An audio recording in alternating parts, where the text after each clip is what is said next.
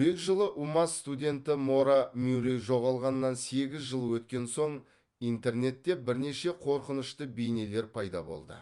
Олардың бірінде экран сөніп, мерейтоймен деген тіркес пайда болмас бұрын қария камераға кіріп кетеді. Оларды Епак атты пайдаланушы жариялады. Пайдаланушының шынайы тұлғасы әлі ашылған жоқ. Жылдың ақпанында Нью-Гемпширдегі Байзес тасжолында Мюррейдің сынған көлігі табылды. Оны да таптық. Әрине, бейнелер пайда болған кезде. Оларды көрген адамдар жүктеушінің Мюррейдің жоғалып кетуіне қандай да бір қатысы бар деп айтты. Машина табылған.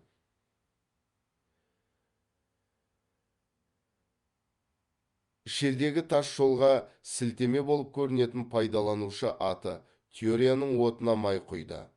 Мора Мюррейдің отбасы бейнені қатал және жиіркенішті деп қабылдамады.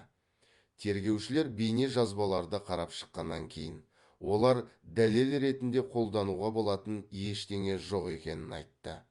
Эмерсдиркпак бейнелерінің көпшілігі енді ютубте қолжетімді емес дегенмен, көрермендер әлі де сенеді.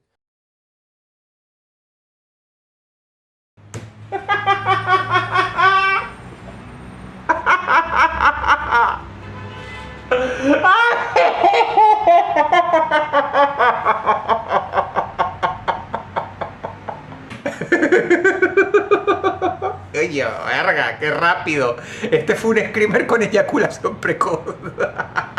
Este atacó directamente. Coño de su madre.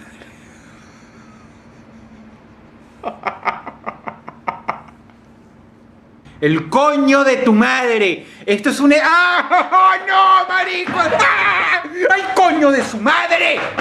Coño de su... Қара және ақ сегмент 2 минутқа созылады және оба дәрігері ретінде киінген адамды бейнелейді. Жабдықтар әртүрлі аурулардан зардап шеккендерді емдейтіндердің ауа тамшыларын жұқтыруын болдырмауға арналған. Оған тұмсық тәрізді ұзын қара маска кіреді. Оның бүкіл денесін жабатын қара жамылғы бар. Видеода костюм сияқты киінген адам сынған терезелер арқылы фонда көрінетін орманның ортасында қараусыз қалған ғимараттың айналасында серуендейді. Бейне бойында пирсинг дыбыстары естіледі. Адам өзімен бірге үнемі жыпылықтайтын шамды алып жүреді. Оны мезгіл-мезгіл камераға апарады.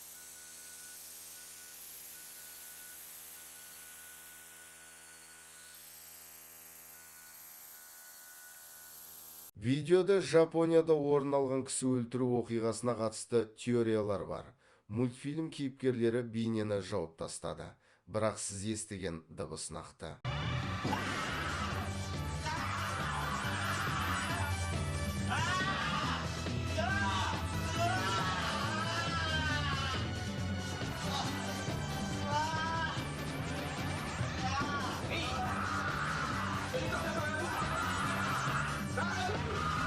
Бұл бейне терең интернеттен де пайда болды деп саналады. Бір қарағанда бейне салыстырмалы түрде қолмен көрінеді. Үстелде қараңғы көздері бар ер адам отырады және сорпа жейді. Кейіпкердің костюміндегі адам оның артына жақындап, оны артына қарай бастайды. Бұл орын алғаннан кейін жейтін адам жылай бастайды. Содан кейін кадрға сол киім киген екінші адам кіреді және жылап жатқан адамды жұбатуға тырысатын сияқты. Бейне алғаш рет Раймонд Персиге жіберілді. Кейіпкерлер оның күн бату клубында жасаған шоуында қолданылған туындысы болды. Костюмдер тұрақта оның көлігінен ұрланған. Біраз уақыттан кейін ол видео алды. Персидің айтуы бойынша Рай-Рай деп аталатын кейіпкерлер Персидің кейіпкерлеріне сәйкес келеді. Бұл костюмдер киген адамдар Персидің қойылымдарын мұқият зерделеуі керек еді. Кейбір идеялар айтылды. Біреуі сорпадағы ет іс жүзінде адам жейтін адамның қалдықтары деп айтады. Тағы біреуі бұл адамның өлетінін айтады. Сондықтан ол жылайды. Соңғысы танымал болып көрінеді. Бірақ бейне қызығушылық пен шатасудың көзі болып қала береді.